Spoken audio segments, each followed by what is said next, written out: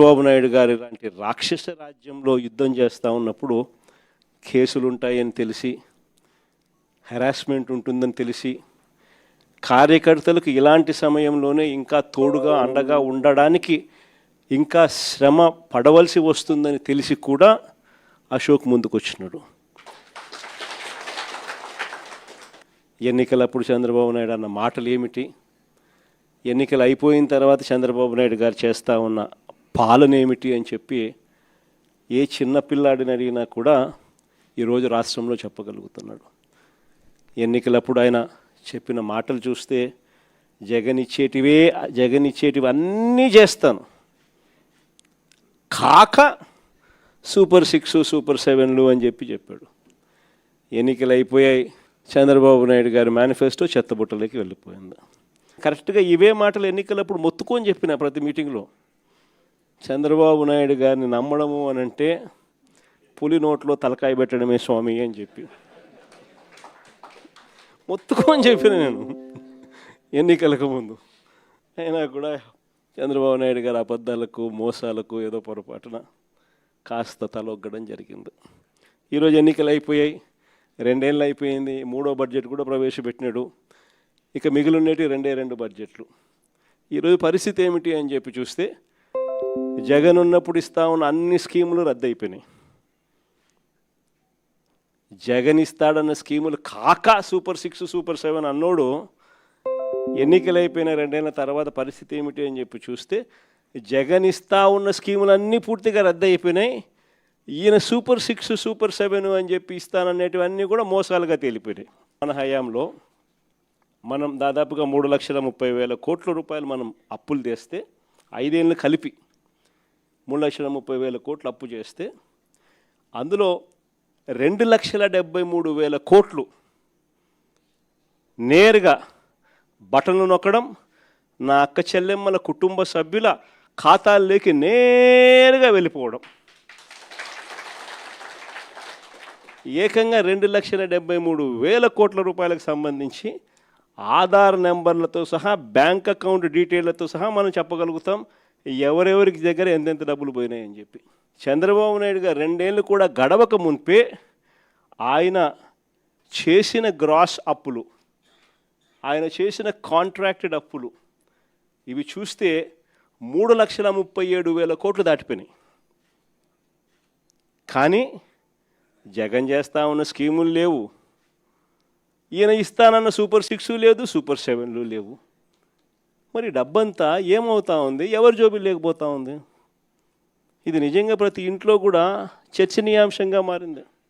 జగన్ ఎలా చేయగలిగినాడు, చంద్రబాబు నాయుడు అనే వ్యక్తి ఎందుకు చేయలేకపోతా ఉన్నాడు అని. కారణం చాలా సింపుల్.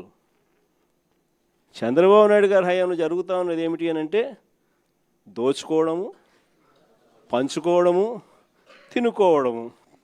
డిపిటి, దోచుకోవడము, పంచుకోవడము, తినుకోవడం, ఇది జరుగుతూ ఉంది. అదే జగన్ హయాంలో ఏం జరుగుతూ ఉన్నది, బటన్లు నొక్కడం, నేరుగా నా అక్క చెల్లెమ్మల కుటుంబాల ఖాతాలోకి నేరుగా వెళ్ళిపోతూ ఉండేది.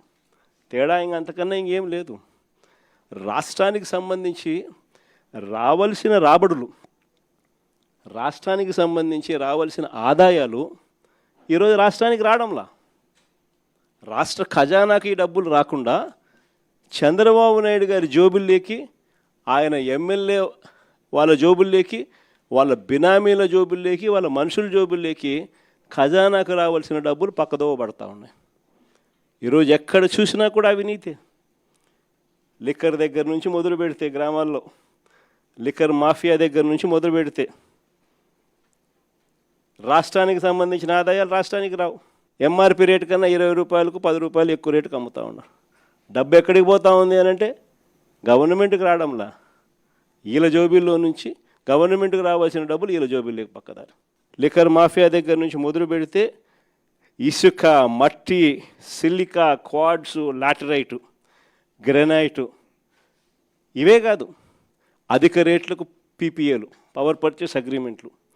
మనం ₹2.49 మనం రైతులకు మేలు జరగాలని 25 ఏళ్ల పాటు రైతులకు ఉచిత కరెంటు ఖచ్చితంగా ఉండాలి అని, దాన్ని ప్రభుత్వం మీద భారం పడకుండా ఉండాలనే ఉద్దేశంతో ₹2.49కే మనం పీపీఏ చేస్తే నానా యాగి చేసిన వాళ్ళు ఈరోజు చూస్తే పీపీఏలు ఏ రేటుకి చేస్తూ ఉన్నారు?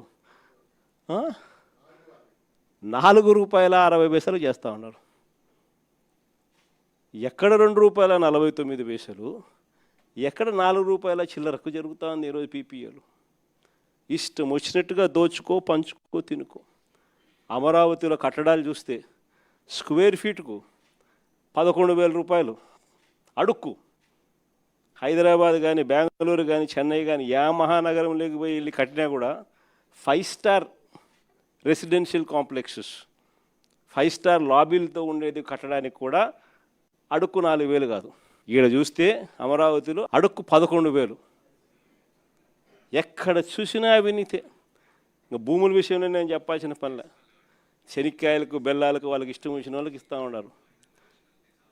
ఏకంగా ఇలా బంధువు బాలకృష్ణ అల్లుడు 5,000 కోట్ల రూపాయలు విలువ చేసే భూమిని నేరుగా వీళ్ళకి ఇష్టం వచ్చినట్టు శనిక్కాయలకు, బెల్లాలకు కట్టబెడతా ఉన్నారు.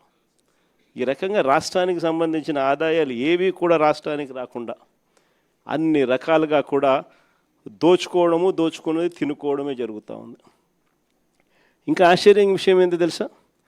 అసలు రాష్ట్రంలో పరిపాలన అనేది ఎక్కడ తాగడంలో, వ్యవస్థలన్నీ కూడా మొత్తం కుప్పకూలిపోయినాయి. ఈరోజు పిల్లల చదువుల గురించి ఎవరు పట్టించుకోవడంలో, ఫీజు రీయింబర్స్మెంట్ అందక ఏకంగా ఫీజులు కట్టలేని పరిస్థితిలో పిల్లలు చదువులు మానేస్తూ ఉన్న పరిస్థితులు ఈరోజు మొట్టమొదటిసారిగా చూస్తూ ఉన్నాం. వైద్యం గురించి నేను చెప్పాల్సిన పనుల దాదాపుగా 3,000 చిల్లర కోట్ల రూపాయలు రాక నెట్వర్క్ హాస్పిటల్స్ అన్నీ కూడా బోర్డు తిప్పేసి ఆరోగ్యశ్రీ పేషెంట్లకు వైద్యం చెయ్యమని చెప్పి నిర్మోహమాటంగా చెప్తూ ఉన్నాయి. ఈరోజు పరిస్థితి విద్య తెరమరుగైపోయింది. నాడు నేడు కనపడ్డంలా, బడులలో ఇంగ్లీష్ మీడియం కనపడ్డంలా, బడులలో గోరుముద్ద క్వాలిటీ తగ్గిపోయింది, బడులలో ట్యాబులు ఇచ్చే పరిస్థితి లేకుండా పోయింది.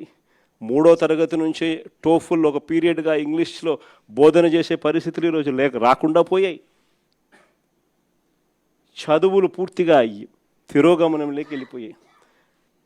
గవర్నమెంట్ బడులలో పిల్లలు జాయిన్ కావడంలా. విద్య పరిస్థితి అది, వైద్యం పరిస్థితి ఇది. రైతుల పరిస్థితి చూస్తే ఏ పంటకు కూడా ఈరోజు కనీసం గిట్టుబాటు ధరలు రాని పరిస్థితిలోకి, ఏ పంటకు రాని పరిస్థితి. అంతటి దారుణంగా ఈరోజు వ్యవసాయం జరుగుతూ ఉంది. రైతుల గురించి పట్టించుకునే పరిస్థితి లేదు. మరీ ముఖ్యంగా యుద్ధం పేరు చెప్పి వంట నూనె కేజీ ₹40 ఇప్పటికే పెంచేసినారు. పప్పుల ధరలు ఇప్పటికే కేజీ ₹15 నుంచి ₹20 పెరిగిపోయింది.